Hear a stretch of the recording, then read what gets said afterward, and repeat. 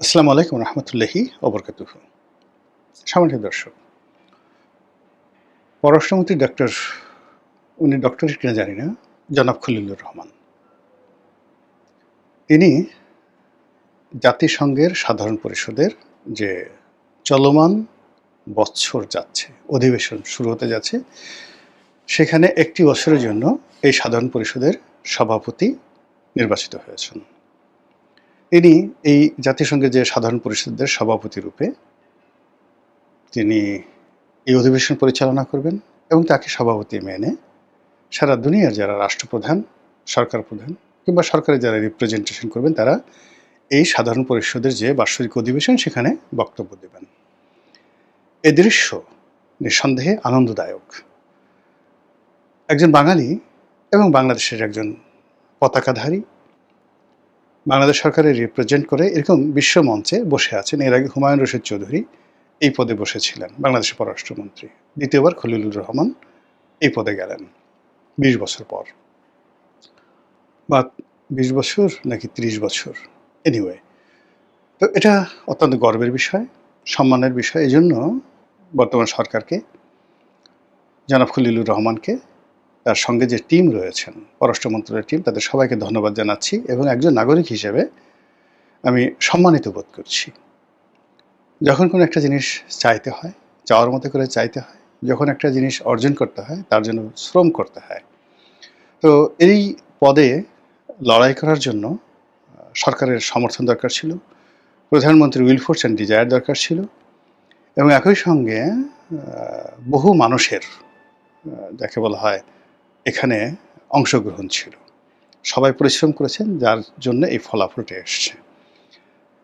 তো এই গেল ভালো দিক। আর এই যে প্রাপ্তি, এই যে অ্যাচিভমেন্ট, এটা নিয়ে নানা রকম সমালোচনা হচ্ছে। এই বিষয়গুলো আমাদেরকে কগনিজেন্সে নিতে হবে এবং এই বিষয়গুলো খোলামেলা আলোচনা করতে হবে। প্রথম যে সমালোচনা হচ্ছে সেটি হলো খলিলুর রহমানকে পার্সোনালি টার্গেট করে। যারা দেখতে পাচ্ছে না, এই ভদ্রলোকটিকে পছন্দ করছে না, তাদের বক্তব্য হলো যে এই মানুষটি জাতিসংঘের মহাসচিবের পরে সবচেয়ে গুরুত্বপূর্ণ যে পদটি, ২-৩টে পদ, এটা নিরাপত্তা পরিষদের সভাপতি আর এই সাধারণ যে জাতিসংঘের সাধারণ পরিষদ, এটার সভাপতি। আগে অলংকারিক পদ ছিল, এখন এদের অনেকগুলো এক্সিকিউটিভ ডিউটি চলে আসছে। তো এই পদে খলিলুর রহমান যেহেতু যোগদান করছেন, ফলে এই একটা বছর তিনি আর কোনো দায়িত্ব পালন করতে পারবেন না। তার জন্য পররাষ্ট্রমন্ত্রীর পদটি রাখা ঠিক না। তাকে এখান থেকে ছুটিতে যেতে হবে, পদত্যাগ করতে হবে। তাহলে কে হবেন পররাষ্ট্রমন্ত্রী? এগুলো একটা প্রশ্ন। খলিলুর রহমান সাহেব বলেছেন যে ইতিপূর্বে নজির আছে যে হুমায়ুন রশিদ চৌধুরী যখন এই পদে দায়িত্ব পালন করেছিলেন, তিনি তখন বাংলাদেশের পররাষ্ট্রমন্ত্রীও ছিলেন এবং তখন পররাষ্ট্রমন্ত্রী প্রাইভেট সেক্রেটারি পিএস হিসেবে ছিলেন এই খলিলুর রহমান। তো কাজেই এটি নিয়ে খুব দ্রুত মানে সিদ্ধান্ত নিতে হবে, তাড়াতাড়ি করতে হবে, এই পদ থেকে পদত্যাগ করতে হবে, ছুটিতে যেতে হবে, নট লাইক দ্যাট। কিন্তু আসল ঘটনা হলো যে হুমায়ুন রশিদ যখন দায়িত্ব পালন করেছেন তখন এই পদটি ছিল অলংকারিক। শুধু ২ বার গেলেই, বছরে ২ বার গেলেই এটা হতো, ওই অধিবেশনের সময়টিতে আর অন্য অধিবেশনের আগে যে প্ল্যানারি সেশনগুলো রয়েছে ঠিক এগুলো অ্যারেঞ্জ করার জন্য ছিল। কিন্তু এখন এই কাজটিকে এতটা দাপ্তরিক করা হয়েছে, সার্বক্ষণিক করা হয়েছে যে পুরো সময়টিকে তাকে বেশিরভাগ সময়ই নিউ ইয়র্কে থাকতে হবে এবং তাকে ওই কাজে ব্যস্ত থাকতে হবে। কাজেই বাংলাদেশের পররাষ্ট্রমন্ত্রীর মতো একটা গুরুত্বপূর্ণ পদ তিনি আগের মতো খালি রাখতে পারবেন না। এই জিনিসটি সামনে চলে আসছে। দ্বিতীয়ত, যদি পররাষ্ট্রমন্ত্রী হন, কে হবেন? এটি নিয়ে অনেকে কথাবার্তা বলছেন। তৃতীয়ত, যেটি নিয়ে বদনাম হচ্ছে সেটি হলো কে এই খলিলুর রহমান। তিনি তো পুরো যাকে বলা হয় ইউনুস জামানাতে সকলের চক্ষুশূল ছিলেন। মোস্ট আনএক্সপেক্টেড ম্যান, আনডিজায়ার্ড ম্যান ছিলেন তিনি বাংলাদেশে। সেনাবাহিনী তাকে ঘৃণা করত, তাকে নিরাপত্তা উপদেষ্টা রূপে কেউ মানতে চায়নি, তার সঙ্গে কোনো বৈঠক করতে চায়নি, এবং তার যে নিরাপত্তা উপদেষ্টা রূপে তার কাছে যেভাবে ৩ বাহিনী, মানে যাকে অনেকটা অজিত দোভালের ডুপ্লিকেট করা হয়েছিল, সেইভাবে কেউ আসলে তাকে মেনে নেয়নি। অন্যদিকে রাজনৈতিক অঙ্গনে আওয়ামী লীগ তো তাকে যাকে বলা হয় সালমান রুশদির মতোই মনে করে, আর বিএনপির যারা লোকজন, সালাউদ্দিন সাহেব থেকে শুরু করে অন্য যারা আছেন সবাই কিন্তু ওনার পদত্যাগ দাবি করেছেন, বিদেশি নাগরিক বলেছেন, আমেরিকার এজেন্ট বলেছেন, দেশের শত্রু বলেছেন, বাংলাদেশে একটা যুদ্ধের মধ্যে সে নিয়ে যাচ্ছে, রোহিঙ্গা সমস্যাটা সে সমাধান না করে উল্টে ফেলে এই রোহিঙ্গা সমস্যাটিকে যুদ্ধে রূপান্তরিত করে যাচ্ছেন, বাংলাদেশকে আমেরিকার দাস বানিয়ে যাচ্ছেন, এই সকল কথাবার্তা প্রকাশ্যে সালাউদ্দিন সাহেব লক্ষ লক্ষ মানুষের মধ্যে বক্তব্য দিয়েছেন বিএনপি মঞ্চে দাঁড়িয়ে। ইতিহাসের দুর্ভাগ্য, এটা অনেকটা নিজের বমি নিজে খাওয়ার মতো। আমার আসলে অন্য কথাটা বলতে ইচ্ছা করছিল, নিজের গু নিজে খাওয়ার মতো। সেটা না বলে আমি বললাম যে নিজের বমি নিজে খাওয়ার মতো। তো বিএনপি তাকে এত গালাগালি করেছে, সেই বিএনপি এখন তাকে পররাষ্ট্রমন্ত্রী বানিয়েছে। আর এই বিএনপি তার সর্বশক্তি নিয়োগ করে তাকে জাতিসংঘের যে সাধারণ পরিষদ সেটার সভাপতি পদে মনোনীত করার জন্য, নির্বাচিত হওয়ার জন্য সমস্ত ফান্ড উজাড় করে দিয়েছে। কারণটা কি? সরকার কেন এই কাজটি করলো? আমেরিকাকে খুশি করার জন্য?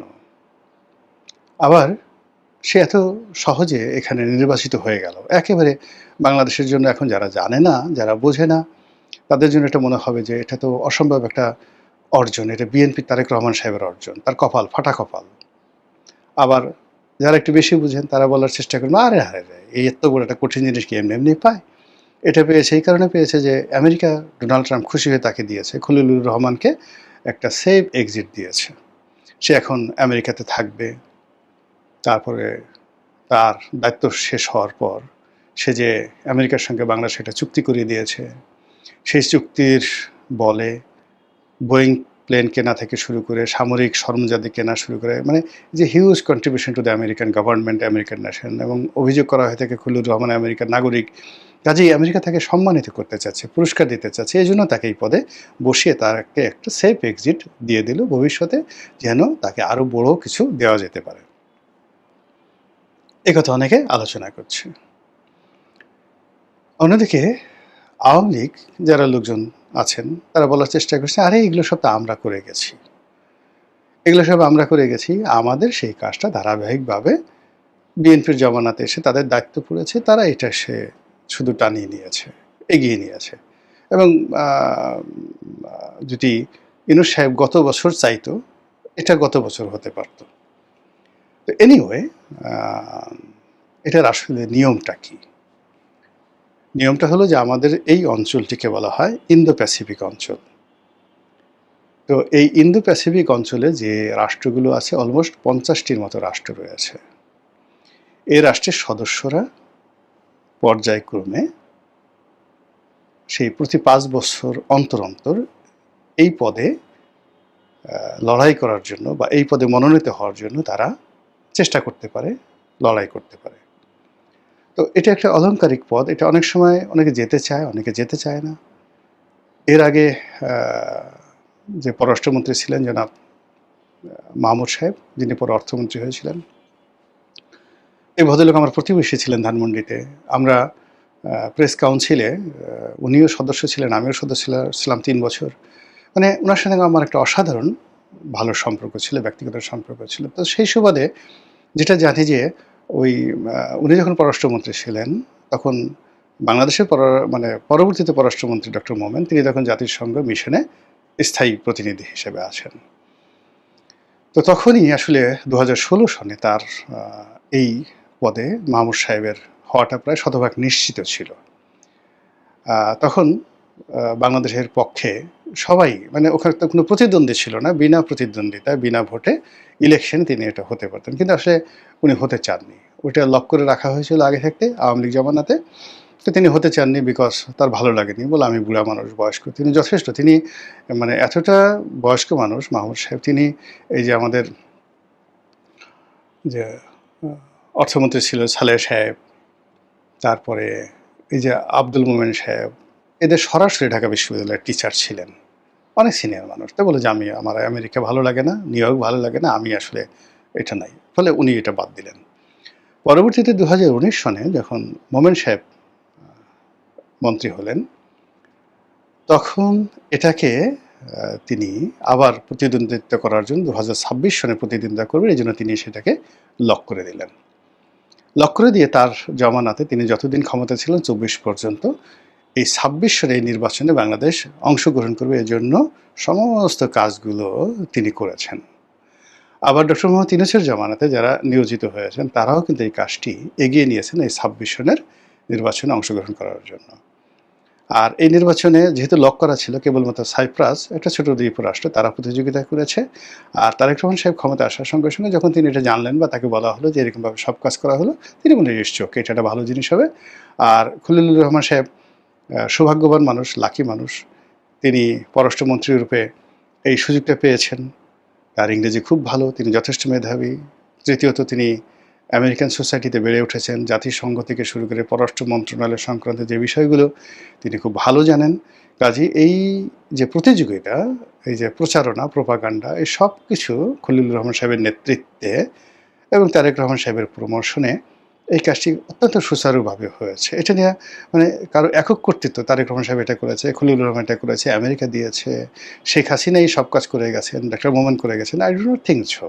আমি মনে করি এটা আমাদের একটা জাতীয় অর্জন এবং এই অর্জনটিকে আমরা কাজে লাগাবো এবং ওই অফিসেতে একটি বছর আমাদের পররাষ্ট্রমন্ত্রী বসে থাকবেন এবং সেটাকে কাজে লাগিয়ে জাতিসংঘের যে সকল প্রাপ্তি আছে, যে সকল জায়গায় রয়েছে, যে সকল অনেক জায়গা আছে, জাতিসংঘের মানবাধিকার কমিশন আছে, জাতিসংঘের যে কোর্ট আছে, ইন্টারন্যাশনাল কোর্ট অফ জাস্টিস আছে, মানে এগুলো সবই আসলে কোঅর্ডিনেট করে সাধারণ পরিষদ। এই পদের যেহেতু সর্বোচ্চ পদে আমরা বসেছি, কাজেই জাতিসংঘ থেকে যা কিছু প্রাপ্তি বাংলাদেশের জন্য সেটি এই জমানাতে সবচেয়ে বেশি আসবে, এটাই আশা করি।